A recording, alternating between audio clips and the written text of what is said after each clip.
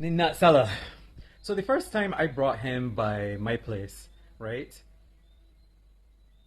We smoked a cigarette. Sitting in these white plastic chairs under the mammy apple and cherry trees in the backyard, close to the wire fence. Because my phone wasn't plugged in properly, it didn't charge, so we couldn't watch a movie like we had planned to. Now, the second time, I brought him by my place. We watched the movie Abigail, which he liked a lot, while we lay together in a fold out sofa bed. The next time, I remember he wore a black wife beater. He looked really good that day. I pulled out the foot massager. That is afraid might electrocute me because water and electricity shouldn't be together. I put his feet to soak in it with some Epsom salts. And when I left the room and come back, I can hear, took off my shirt. Why did he say this? It was pretty obvious to me. So my belly dropped up on the floor. I then went on to handle his feet like the sinful woman with the alabaster jar of perfume on her knees in front of Jesus.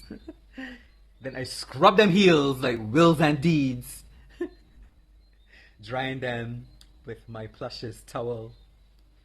I then sat with my stethoscope, don't ask the questions, and attempted to listen to his heart. It was very funny in the beginning because there was no sound. He couldn't hear it, neither could I. Um, but eventually I heard it, and it wasn't that of a frightened bird. It was actually that of the pounding waves against a shore. Then I asked him if I could touch him, and he said anybody could touch you. And it was like, anybody does be cleaning you feet with the hair, with the Lady of the Night smelling hair. But then it was soon time for him to leave, and he hugged me, like we'd got in the habit of doing. And he said sorry he couldn't give me what I wanted because he wasn't gay, blah blah blah. This obsession that men have with labels. Does it feel good? Yes. Does it make your teeth drop out? No. Then do it. One life to live. Human intimacy and all that. The same intimacy that women are allowed. So we met again. This time he was wearing a hoodie, and we watched Talk to Me. But I started to fall asleep, so I got up and took him home. Meanwhile, I've told you how homophobia limits your options here in Barbados. So my eyes always busy, scanning the horizon for potential opportunities. And to catch this one, first and last. Shirtless with 15 to 20 abs and cum gutters leading down to the Leviathan, the Kraken. So I hammer it. I hammer it. Yo, I love this word. I don't know why I like this word so much. Yo, I looking to smoke. What gonna happen? I said to him. And he responded, man, I'm gonna start you up. Which I was hoping, me and my lions, we were hoping that that's what he would say. So I tried not to squeal out like a hot kettle when I asked him about how I can contact you. I ain't got my phone, he says. So type my number. Which I was also hoping that he would say this. You should see me with my blind self trying to write down the number 4 or 5 times so that at least once I would get it right. Let me just say that smoking is bad for you unless you're using it as bait to foop. In which case it's relatively good since it's the fooping that might kill you first. So I reach out the next day, which starts a back and forth. He trying to rob me by overcharge me for what I was trying to buy. Because I must have got gold right across my forehead. I ended up telling him that I would reach out when I was ready. 1 week later, this conversation happens. So this is me now. Good morning. Just curious, how many children you got? And there's he. Well, you ask, I'm straight here, so don't think no funny shit about me. He can control what people thinking about he. But I have X amount of children. He vexed, but he still answered your question. Me again. Curious, I never saw you with children. Fucking hell, man, I say. I asked to burp you doggy. I asked you to burp me. What you take it there? What have you heard about me? So it continues, yes, I have heard that you gay a while back, but that's not my business. Just don't bring it round me. These men, right? Like, who is you? Like, why you think you some sort of prize? Just because you was sticking any hole mean that I supposed to let you just because you was a man? Nonsense. And this is me now. You're the one bringing it up, buddy. I simply asked if you had children. Cool. But it's good to know, there's me again, that I can rule you out though, cause I am looking for a bad man take boop and musty boop to rub in my beep before choking pon the beep and getting it round beep, preferably in the bushes. Do you know anyone?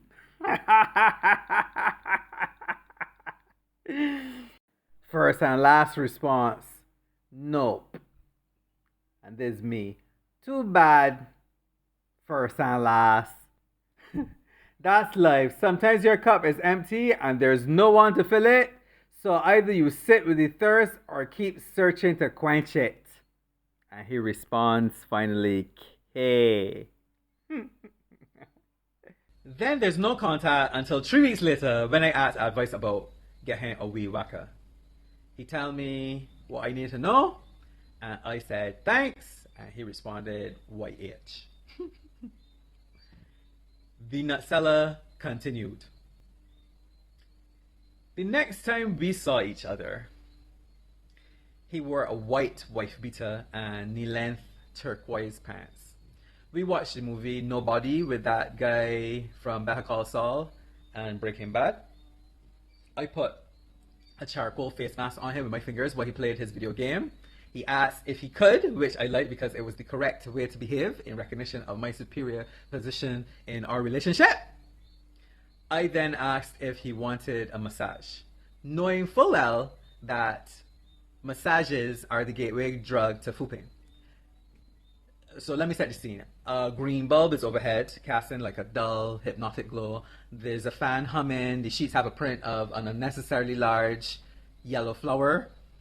And the room smells comforting like Miss Mohammed hair and eucalyptus. Yeah, coconut oil and eucalyptus. He sits up for me to take off his wife beater, and I give him this back massage, making sure not to go too far south into boxy area. Territory, you know? So there was a funny moment where I asked if the pressure was good, but I can't understand what he was saying because his face was in the circle of the neck pillow. I got into the bed with him after. While the meditation music kept playing, he rested in his way, me and mine, with my back towards him on my side. But soon my lesser demons got the better of me, and I grabbed his arm and pulled it over me.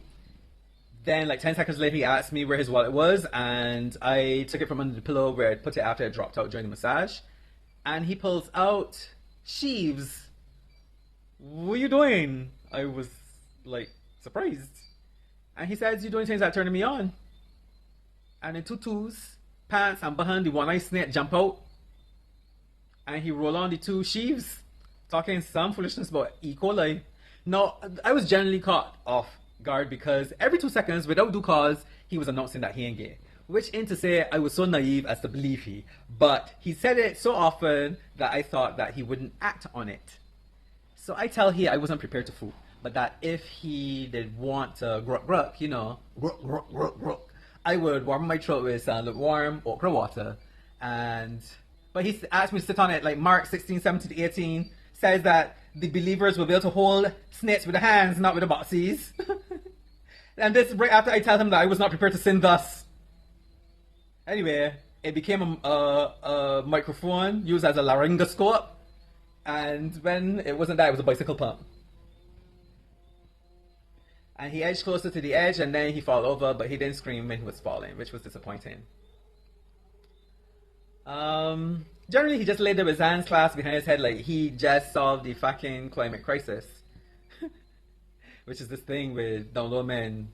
I see a lot of videos now saying "foot back."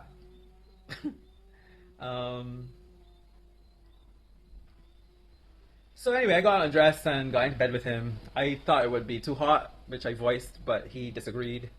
I hugged him up. He said he wasn't sure if he was going to feel guilty later. And I asked him immediately if he was going to come back and foot me, and he said probably. And we had a good laugh over that. But I told him about the Barbadian going to St. Vincent, right? It doesn't make him Vincentian. You could go to St. Vincent a couple of times if it's Beijing, you don't become Vincentian. So then we smoked shirtless, sitting in white plastic chairs just outside the door by the water tank. My arm around his shoulder and sometimes gripping his neck on the side that was away from me. It was very comfortable to be with him, you know. I offered to make him a protein shake, and he declined, saying he didn't want to give me no work. So I asked if he thought it was more work than trying to pull milk from stone. Now, imagine my frustration when, after deciding to meet up the following Saturday to talk, I had a whole PowerPoint presentation for his ass about why you shouldn't wear two sheaves. The man ghosts me. He responded the Wednesday that it sounded fine and he would come earlier if he could, but he would ask me first. So after agonizing, trying not to, freak out and convincing myself that, he is who he is and he got all he fears and I'm supposed to let him be who he is, on Saturday around 11:30, I sent a question mark. But I was already done waiting around for people, so this is why you're supposed to have a quotation. I learned that word from Isore. Is to have at least two, but three potentials is ideal simultaneously, so that when one fizzles out, you got others to focus on. So you don't reach through your cell phone and strangle people for not being smart enough or for being too damaged to be able to accept being treated well, right? So around 4 on the Saturday, I decided to make my own luck and I download Bring I know, missed it, right? Where I meet DL Top. Conversation barely started and he asked me if I'm DL or discreet. And I answered he other questions first. And he insisting that I answer that one. I ain't got no time. My patience was in the ruins. So I say I don't know what that means because while I made no effort to hide my sexuality, we move in different circles, buddy, so it really don't matter. What I actually said though was that I've lived overseas and don't have many friends here. Wait until you can cross my YouTube videos. Anyhow, I meet he at a bus stop. He was late and I was cursing all Bajan men back up in the mothers because why can't they just do what they say they will? Huh? Why not? Why? When he gets to the car, now he going straight in the back seat behind me, by the way, which I thought was strange and threatening. So I ain't unlock the doors until he come round to sit next to me, hoodie up over the cap. He was just missing the shades at night time to be a complete spy lunatic herbalist, cause my eyes start watering when the herb vapors start emanating from he. He seemed very high, was slurring the words. I was a little concerned about taking him home to the food cave.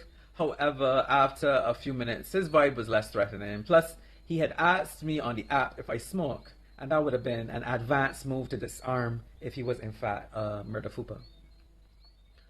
But listen, he was annoyed that I drive past block man. There's a block, and he sliding down in the seat. I didn't want to holler out, undercover bala. No one cares, buddy, no one cares. I actually said that to him. And added that it was because this was the first time I was doing this. This is the first time I'm bringing somebody here. So at home now, he take off his shoes at the door, and in the bedroom, he see the projector, my projector, and asked if it was a camera. Then I used to rip down and pelt away my lace curtains because somebody could jump over the guard wall in the heights and terraces to climb up on the windowsill to peep through the top part, right? Of the window to get footage in order to out and blackmail he's saying paranoid as can't. He gave me a peck on the lips a few times, no tongue, almost as if he knew guys like me like to kiss, right? Then he lift me up onto the bed in a move that made me think, would this make any sense unless he planned to become a real bully man? Because you could obviously bull and not be a bully man, but you can suck a doggy or kiss with tongue and get away with that wrestle. So, but anyway, that turned into a hugging. But then he didn't want me to mark his skin. I didn't try and mark your skin, buddy. So I figured he got at least one woman. But I like that he was vocal. At one point he asked me, he said, "You like how I'm bullying you?" I was like, what? But the snake did long and thick, and I had to grab it by the tail to control it, because if not, it would have gone places it wasn't supposed to go. Well, I asked him if things had happened, and he says yes, but then he got up and pulled milk from the stone all over my face. It was hot. We cleaned up separately. I asked him if he wanted something to eat, and he devoured my lasagna and potato salad. I asked for a shot of rum. He wanted to know if I wanted him to leave, but then I suggested that we watch a movie. He stayed, but we did not watch all of it. I was a little bit afraid to leave him alone, to tell you the truth. I had hidden my money, but I wasn't sure what else was in the room that might be of value. He also smoked some Fanta in the room without asking if it was okay, but I allowed it because I was the king of the Brastol Hill right now and I could do as I please. So that was that. I was vaguely disappointed but unsurprised when he asked if I could spare something, you know. But I gave him $20. We drove the long way around to avoid passing the block, although I knew nobody didn't put the block, be put the block at that time. And he had me drop him off on a side road, maybe like a kilometer away from where he does live. I guess the big rocks can't reach that far. And we said, we left. I went straight. He went next way. No goodbyes. It was like a good drug deal gone right. A drug deal gone right. He was interesting though because he was proud of his bisexuality. He announced that he was a DL bi guy. But yeah, I didn't want him on my space. I didn't want to be alone, and so that I didn't have to share my snacks. I went on the app later to send him a message and delete the app. And I see a message from him asking me if I got home safely, which I thought was ridiculous because I've been getting home safely since 1972. First and last. Who can call me? Who can call me but first and last? At first I was real confused actually because I didn't recognize the number. But that confusion gave way to excitement because I had planted his seed and now it had bloomed. The problem is it bloomed into what? Lady Night, sweet smelling Lady Night, or Courage. So I'm laughing at myself now as I put on the second outfit I'd chosen, which I decided on for the nut seller. It was jeans that had strategic rips in them, right? It was raining, more than a drizzle, but not so hard that I feel to run. And I let him in. He took his shoes off at the door, and I had to pretend that the odor from his feet didn't make my eyes water. I took he to the bathtub and threw an old towel at him to wipe off the feet. He sat in a low, soft chair in the adjoining bedroom. It was difficult to hear what he was saying though because he doesn't really open his mouth to speak. He made a money gesture though that caused my heart to race because in the Philippines I had to turn tables like Jesus in the Rasul temple in a similar situation, but in a motel because I wasn't clear that money was the expectation. But when I told him I wasn't paying for him to have sex with him, he said it was okay, which I also wasn't clear on. So I sat on the floor in front of him and asked him why he come to my boudoir. But again, he wasn't 100% clear. However, I surmised that it was because he wanted to have sexual relations without having to admit that that's what he did want. So I grabbed that snake and bite off its head before he finished asking if I want him to go hold it underwater since he'd been with it at work all day. But I like a slightly pissy snake because, you know, if you can be a snake charmer, the snake gotta be a little bit vexed.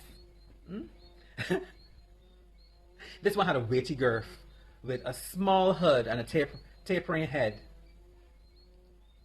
So I definitely wasn't sure how the snake was going to work in this case, but like a large lady guard at Her Majesty's prison, I controlled it by sitting on it. Yes, that's what I did. These down low men is the worst though. They just feel the pleasure, but they don't want to see where it's coming from. So he didn't want the lights on. Even the little dim green light, he didn't want that on. But he was aggressive in interesting ways. I wrote a poem about it. Here's the point. Let's see. Lie here where you're embraced, held close to the edge. Then throw open those windows, hold tight the pommel, and ride the smooth, made supple with collapsing desire.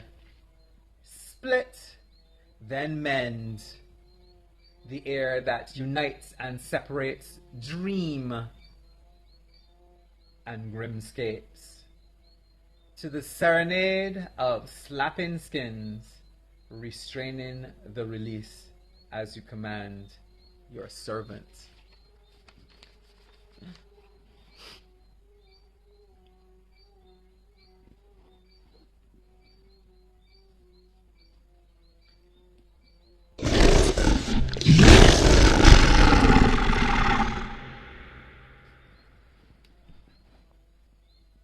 So this encounter was perhaps more enjoyable because he was more passive and open to being led, not insisting on positions that were uncomfortable for me.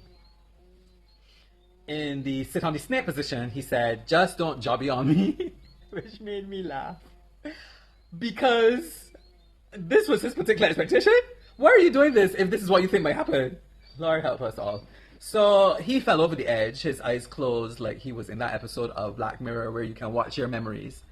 I avoided facing him, to tell you the truth, afraid of his mouth. I suspect he speaks in whispers because he's hiding missing front teeth. That's what I think is actually going on. So I told him to leave the snake in the hole until I had gotten the last, well, not I, but it has gotten the last rat. And I joined him off the edge. He couldn't find the packing sheath. One job he had. In any case, to stroke his ego, I told him he was good. And he said, the girls love it too. Which read like he doesn't discriminate because he's delusional about him being good.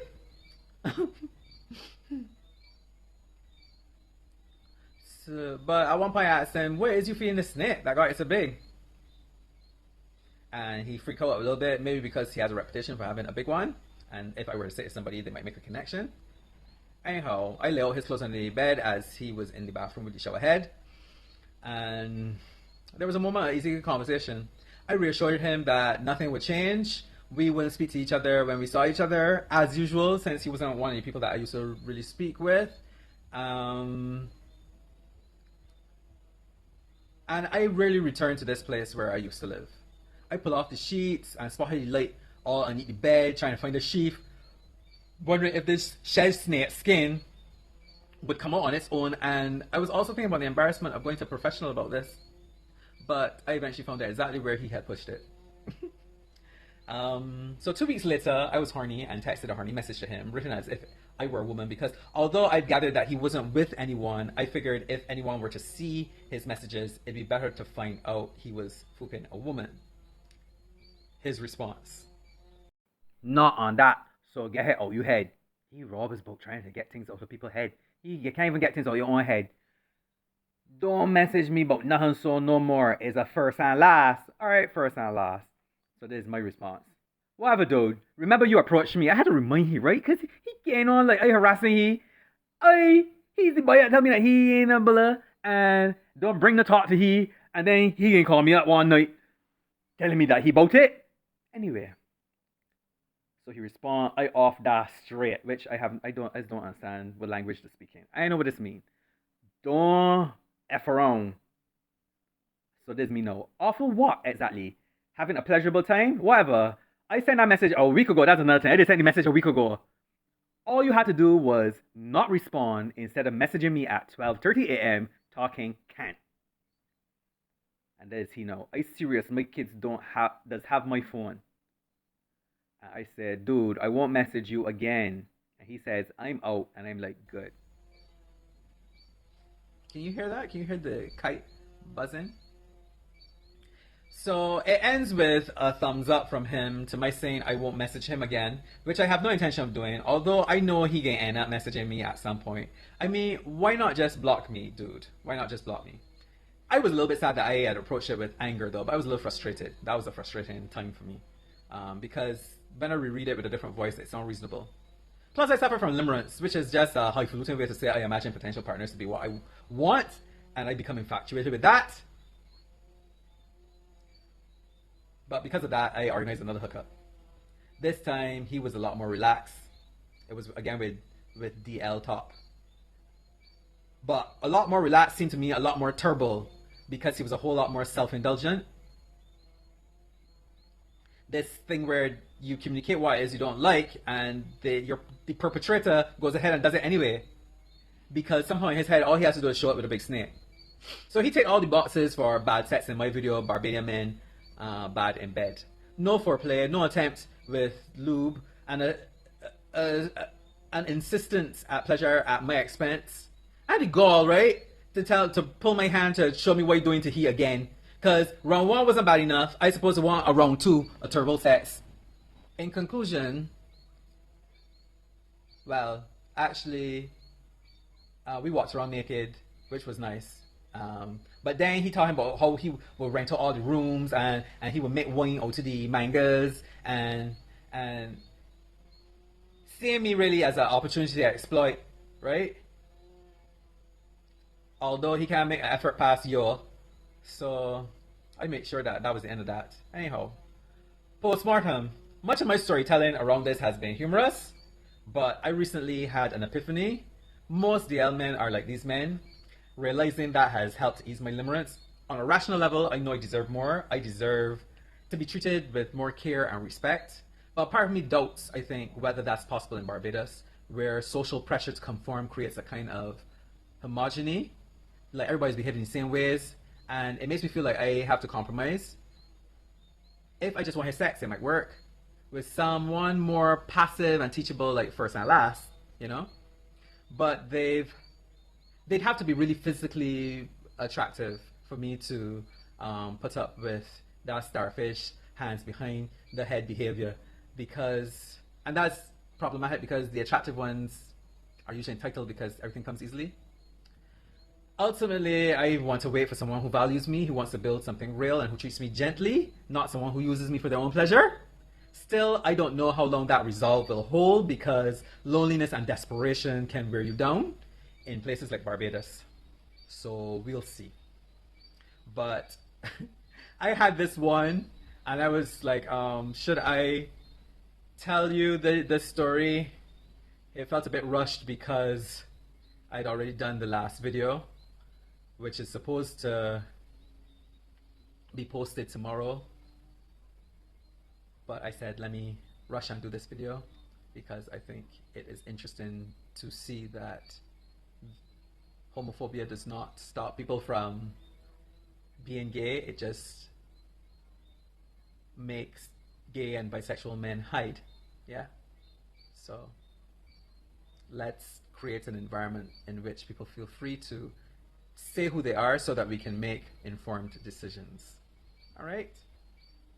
Okay. So look out for my video on, would they know?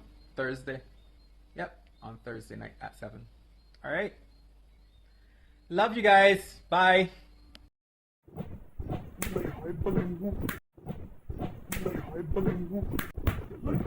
You.